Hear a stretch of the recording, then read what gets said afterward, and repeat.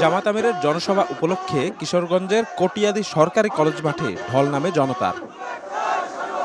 নিকলি, পাকন্দিয়া, ভৈরব সহ জেলার নানা প্রান্ত থেকে আসা মানুষ ভিড় করেন জনসভায়। সোমবার বেলা 11:30টায় জনসভাস্থলে আসেন ডাক্তার শফিকুর রহমান। ক্ষমতায় গেলে কিশোরগঞ্জে কৃষি ভিত্তিক শিল্প গড়া সহ দেন নানা উন্নয়ন প্রতিশ্রুতি। জানান নদী বাঁচানোর প্রত্যয়। আজকে নদীগুলাকে খুন করা হয়েছে, জমাট বেঁধে হাওরগুলা বিলগুলা ধ্বংস হয়ে গিয়েছে। আমরা এগুলাতে হাত দিব ইনশাআল্লাহ। এক্স অ্যাকাউন্ট হ্যাক ইস্যুতে একটি রাজনৈতিক দল ব্যবসা করছে বলে অভিযোগ করেন জামায়াত আমির। বলেন, যারা এই কাজটি করেছে এরই মধ্যে তাদের শনাক্ত করা হয়েছে।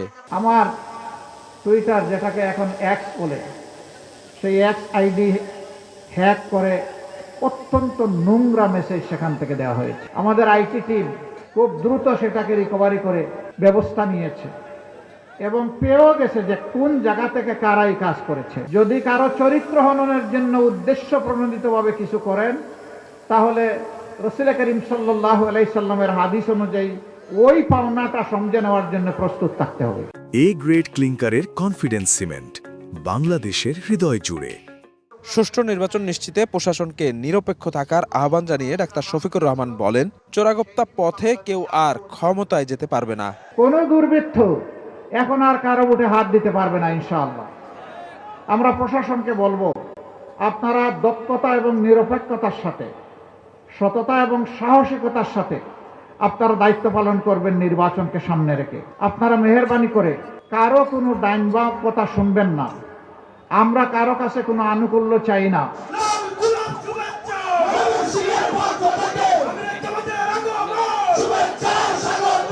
কিশোরগঞ্জের পর ময়মনসিংহে জনসভায় যোগ দেন জামায়াত আমির। বলেন, শিক্ষা ব্যবস্থাকে পঙ্গু করে রাখা হয়েছে।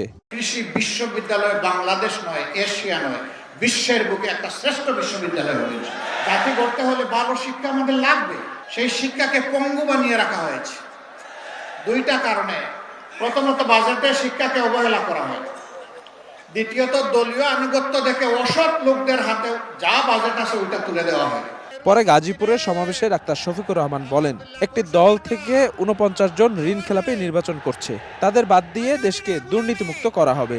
ঋণ খেলাপি যাদেরকে বগলের নিচে নিয়ে নির্বাচন করছেন, আগে তাদেরটা বাতিল ঘোষণা করেন। যদি সাহসিকতার সাথে এটা করতে পারেন, জনগণ কিছুটা বিশ্বাস করবে, হ্যাঁ, ওনাদের সদিচ্ছা আছে। বুধবার লালমনিরহাট ও কুড়িগ্রামে জনসভায় যোগ দেবেন জামায়াত আমির। শফিক মুন্সি, সময় সংবাদ।